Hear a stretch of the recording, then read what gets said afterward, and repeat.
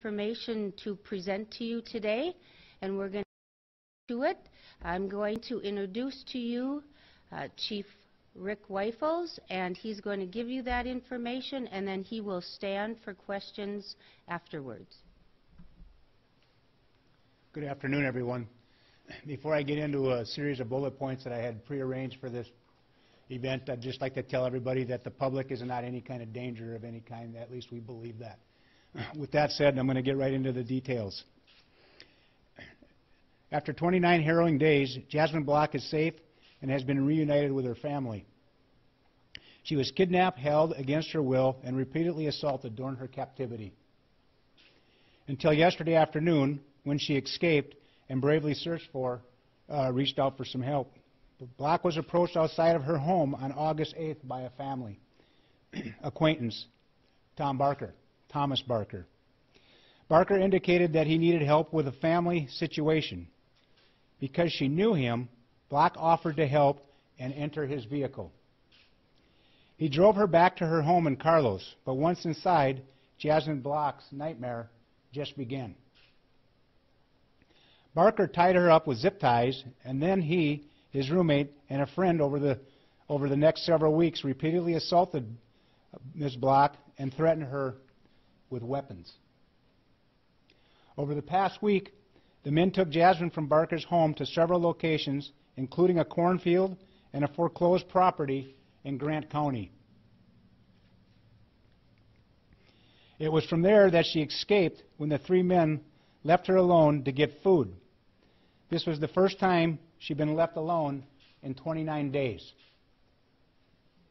When Jasmine escaped, she bravely ran from door to door of nearby properties trying to find someone to help. She eventually swam across a portion of Thompson Lake in Grant County to a residential area where she located a man and asked him to call 911.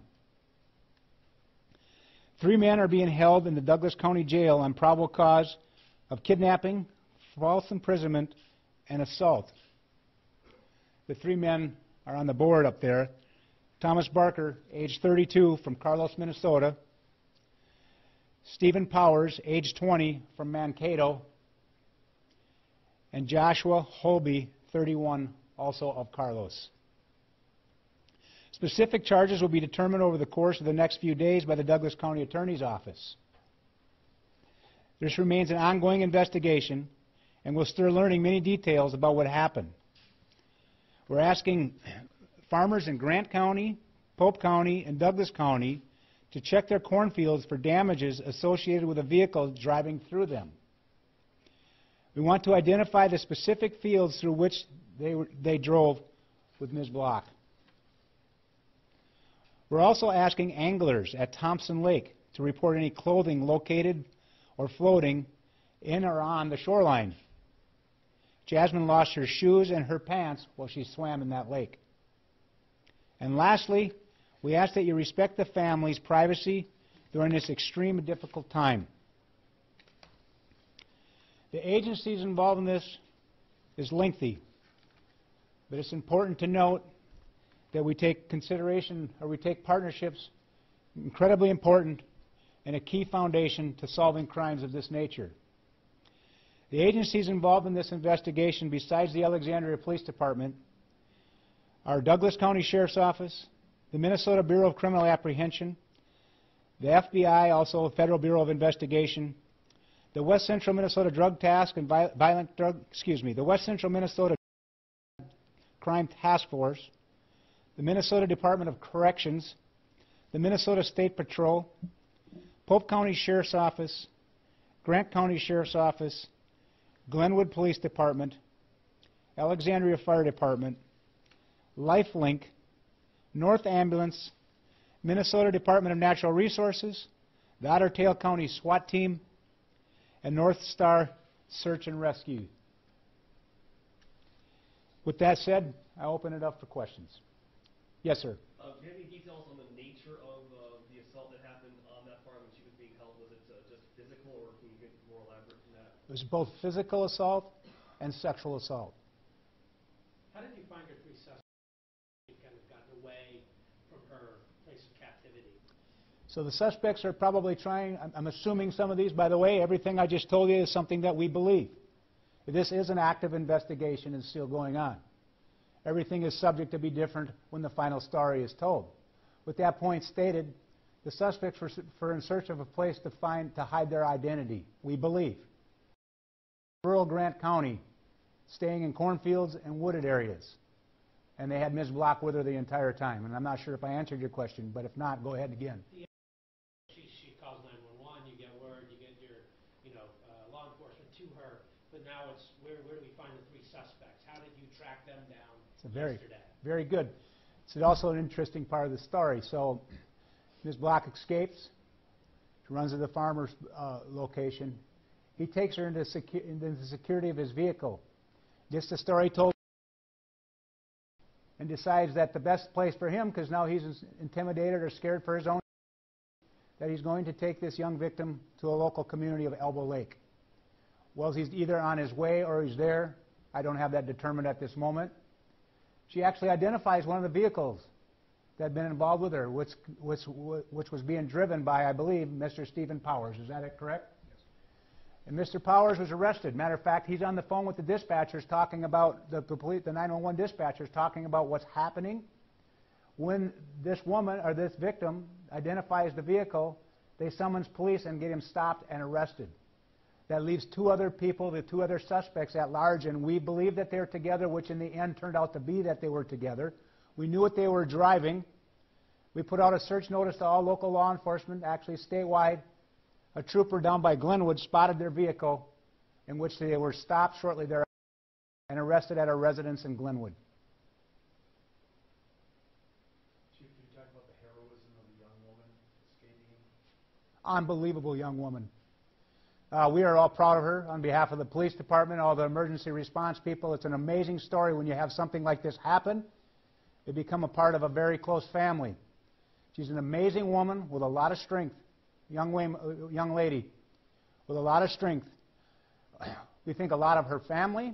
Her mom was strong through this whole time and consistent and never gave up. Amazing people. And the victim is now safe with her mother. And we're all of us in this community are proud of her. And this became a community event. This is about Jasmine, this is about her family, and this is about our community.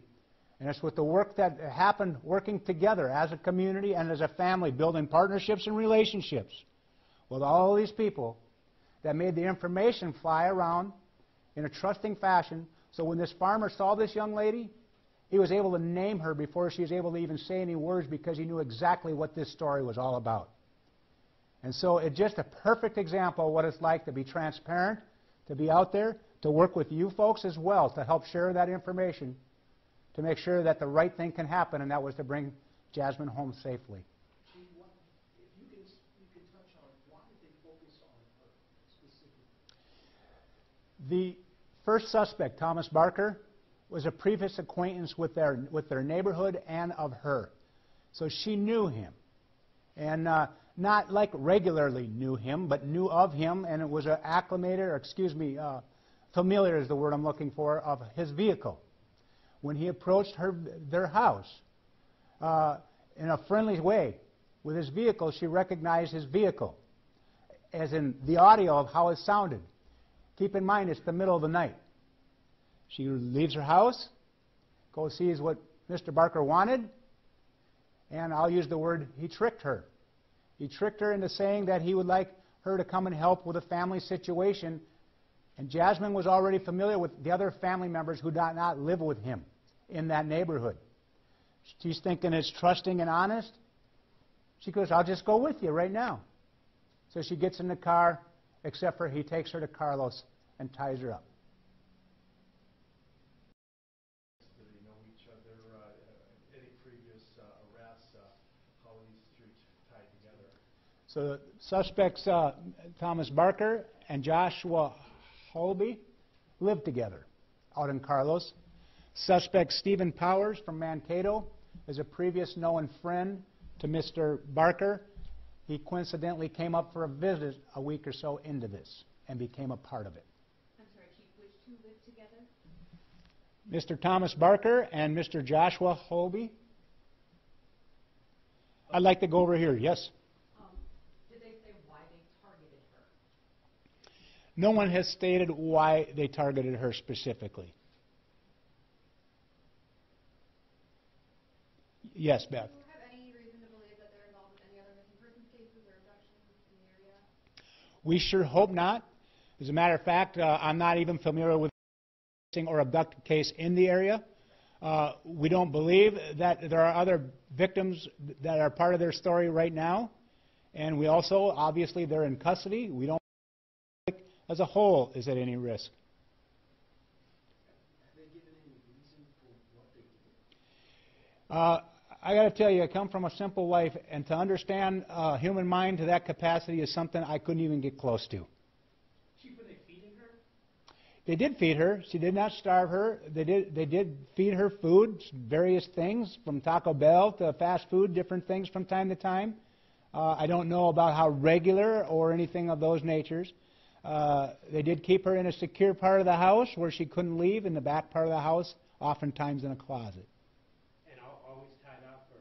Not always tied up, nope. Mostly in the beginning, we believe, although many of those details we're still working on. Somebody over here has had their hand up, and I keep ignoring you, not on purpose. Do you have any history, any kind of a criminal history at all? Joe, I got my naivety's kicking in. Two of them I know for sure do, and I was working on that right before this. I got sidetracked, and I didn't get to the third one. Two of these people have some criminal history, not things like this. Just again to catch up, the Carlos house where she was, restrained and held is Barker's home. I'm not sure if Barker owns it or whether his roommate owns it, but they live there together. That's their main residence. That's correct. The best that I know, that's correct. And is it a rural home when neighbors have not seen this arrival? I guess I'm going to ask Detective Gunther that information. It's a home in Carlos. It's a mobile home. There are neighbors. Like the chief said, it's an ongoing investigation, so obviously there's canvassing and other things to do, asking and talking to neighbors, but it's close enough like in the city. Chief, understanding the family's privacy, could you talk a little bit about the reunion with Jasmine and her family? Well, thank you for bringing that up, because that's the positive part of this story, right? There's nothing more reassuring to my career path of 34 years when you have an opportunity to watch a young daughter and their mother reunite and celebrate something that's tragic as this. And it's a beautiful time. You'll find your own emotions come at play. It's the best part of the story. It's a happy ending. The work isn't done. This family is going to need a lot of privacy and a lot of public and community support to continue on. Can you describe that physical exchange when they met? Well, it's beautiful. It's love at its capacity, right? Chief, can you believe the details of this case kind of came together before you in the last 24 hours? It's unbelievable. It's unbelievable in the world that I live. In Alexandria, we have a great community. We have crime here. We have situations and events here. We have serious from time to time. But something of this nature is really the reason you are all here, because it's just unbelievable to all you as well. And I would imagine the general public would feel the same way. Why does a human being do this? There's no explanation. Chief, I heard there was some sort of a drug aspect or a drug investigation into this. Can you speak to how that impacted with her being taken, or is there any sort of drug motivation behind that? Well, I'm going to kind of generically offer that up, not to be cryptic, but I'll be a little bit. Some of the drug stories are still under investigation on there, but I think the piece that you're asking about was there drugs involved to get her into the car on that first initial point? Still under investigation, but that wouldn't be the primary motivation that we're aware of. There may have been drugs involved from time to time through this particular event. Obviously, it went on for 4 weeks. However, I don't know that specifically to the question that the drugs and the initial take was part of the story. If no one else has any questions, I thank you all for being here. Our efforts at the Alexandria Police Department is twofold today: to be transparent with you and the community, and to be thorough as we can be with the information that we have without disrupting the investigation and the proper format going forward. And so we will bring our partners, the prosecution involved in this kind of thing, and let due process do its piece. Your law enforcement community has all gone home, and we're not all done. As a matter of fact, we're just continuing to build the puzzle. and we're going to put all the pieces together that we possibly can, because we're representing Jasmine, and our work is not done, even though she's united with her mother. We want to make sure that the story is factual, accurate, consistent, and due process can do what it's supposed to do in our country. Are these three near Douglas County Jail, or are they still spread out? They're all, to my knowledge, at least earlier, a few hours ago, for sure we're all in Douglas County Jail. Thank you very much, and have a nice day.